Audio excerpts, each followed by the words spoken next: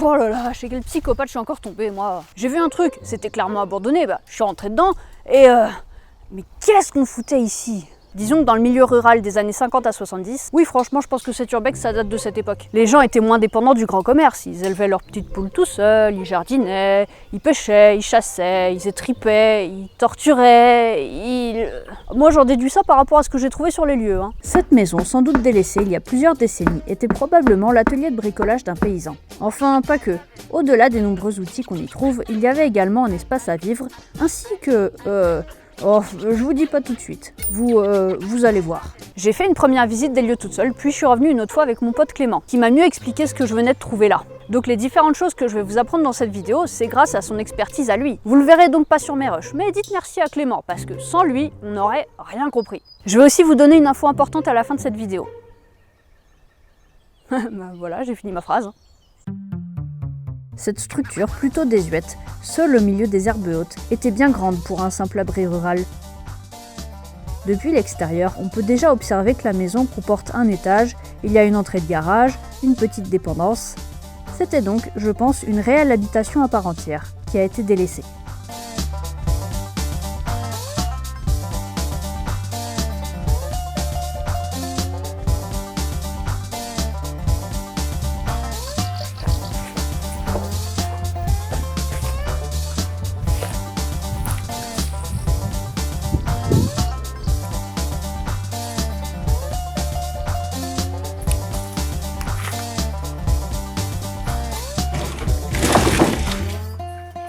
Je suis rentrée très facilement dans la baraque.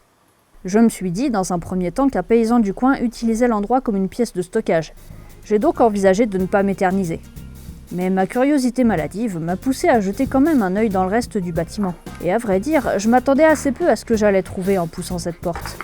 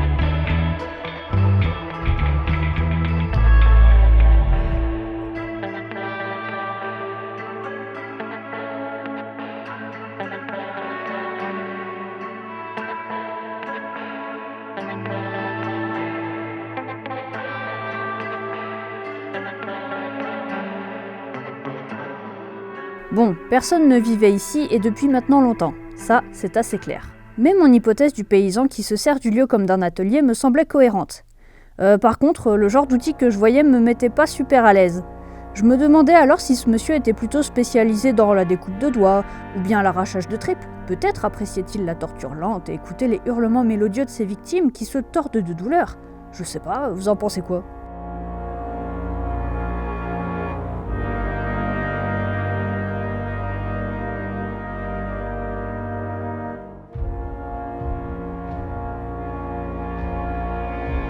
Ce que j'avais pris au début pour une collection de couteaux affûtés était en réalité des ciseaux d'ébéniste. On en déduira donc que notre bonhomme savait travailler le bois.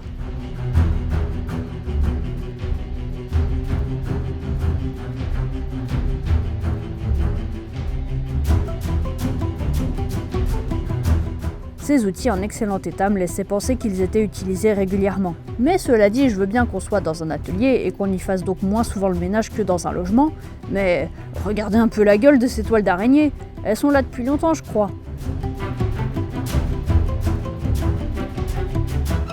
Et d'autres éléments me laissaient constater qu'en fait, personne n'avait mis les pieds ici depuis longtemps. Par exemple, vous apercevez peut-être des traces de squat ainsi que des tags. Les quelques boissons qui traînaient étaient périmées depuis 2012. Et si quelqu'un passait régulièrement sur les lieux, il aurait un minimum rangé et fermé les accès.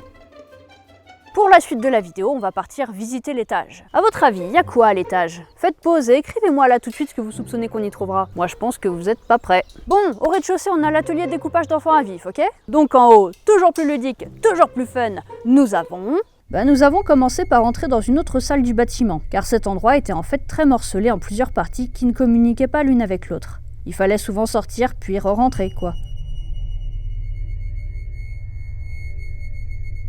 C'est dans ce débarras, avec cette agréable ambiance qui m'évoquait la planque du taré dans Massacre à la tronçonneuse, qu'on a fait face à une échelle.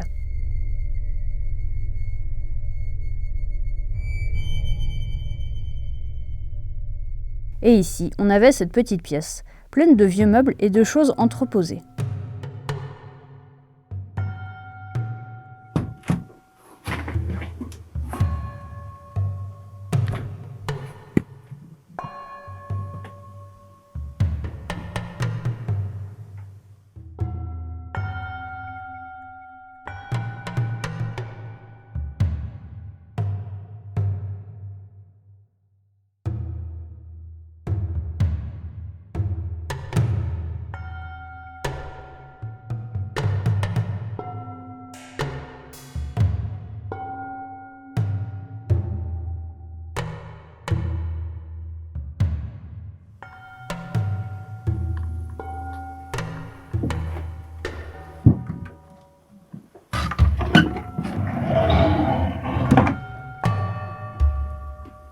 Il y avait notamment plusieurs élégantes malles à l'ancienne, et celle-ci, tiens, qui est franchement énorme.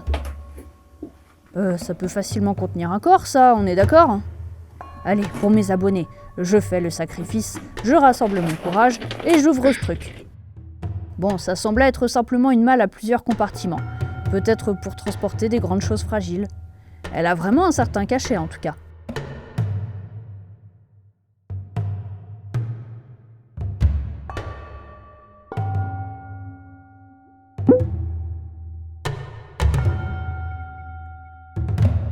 Continuons de farfouiner dans tout ce bric-à-brac. J'ai été attirée par ces nombreuses caisses remplies de fioles colorées, au design vieillot, avec ses étiquettes calligraphiées à l'ancienne.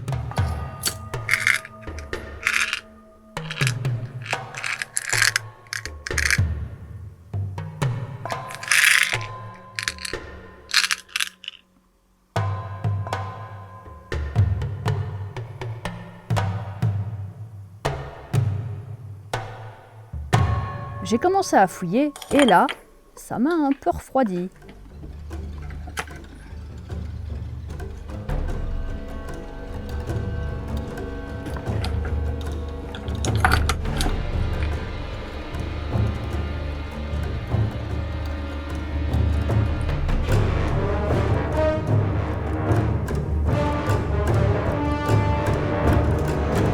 Alors, que je vous explique. Les jolies fioles colorées que vous voyez là, c'est de la poudre. C'est ce qu'on tasse dans les cartouches et après ça fait des munitions pour les fusils.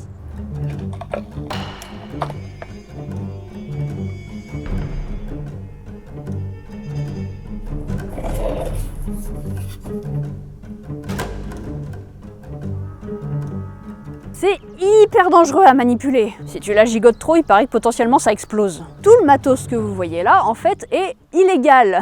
En France, on a le droit de chasser, certes, mais on n'a pas le droit de fabriquer ses propres cartouches. Le mec avait même son petit tasseur, enfin, je sais pas comment ça s'appelle, mais tu places la cartouche dedans, tu mets de la poudre, et hop, tu compactes ça par un habile mouvement de manivelle. Et il y a des plombs. Oui, en fait, les petites boîtes de bonbons et d'aspirine qui font schlick-schlick quand tu les secoues, en fait, bah non, c'est pas des bonbons, hein. Il y a des balles. En vrai, ça craint quand même, parce qu'un chasseur qui fabrique ses munitions en douce, why not? Mais des balles d'un certain calibre...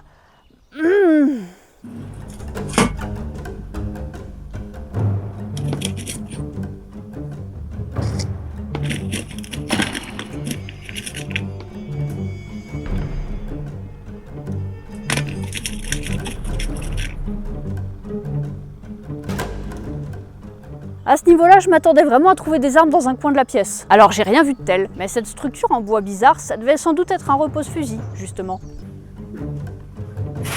Et sans surprise, on avait le tas de fourrure qui va bien juste à côté, un peu agrémenté d'ajouts de tissu. Entre nous, ça rend pas l'ensemble joli pour autant. C'était vraiment anxiogène comme ambiance, parce qu'entre la poudre explosive, les poisons et les pièges rouillés, tu sentais que le mec en voulait à la vie sous toutes ses formes.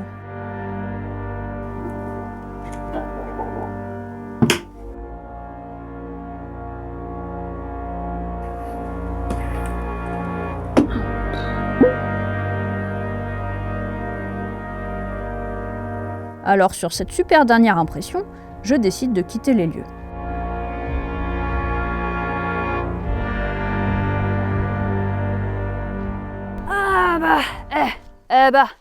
On est mieux à l'extérieur. Hein. En ce moment, j'enchaîne les urbex chez les tarés, moi. Et encore, vous avez pas vu le programme de ma prochaine vidéo de dans 2 semaines. Enfin, dans 2 semaines, c'est dans 2 semaines, et maintenant, c'est maintenant.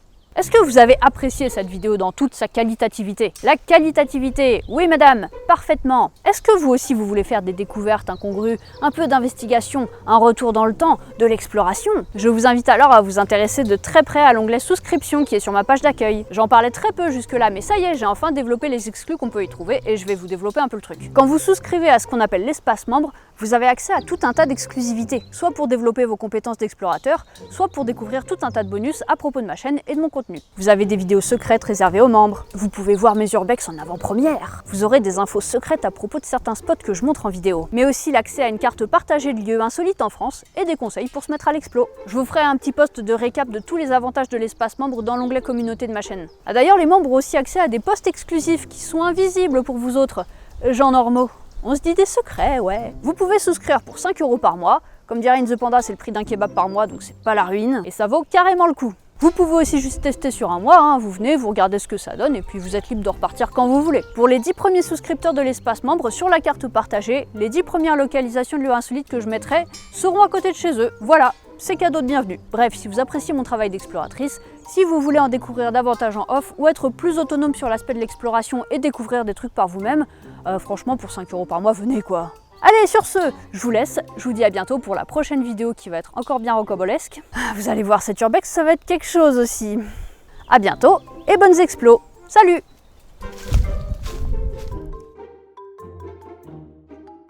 Pour une prestation en graphisme ou en motion design, contacte-moi. Voilà, je le dis à chaque fois, je pense que t'as compris l'idée.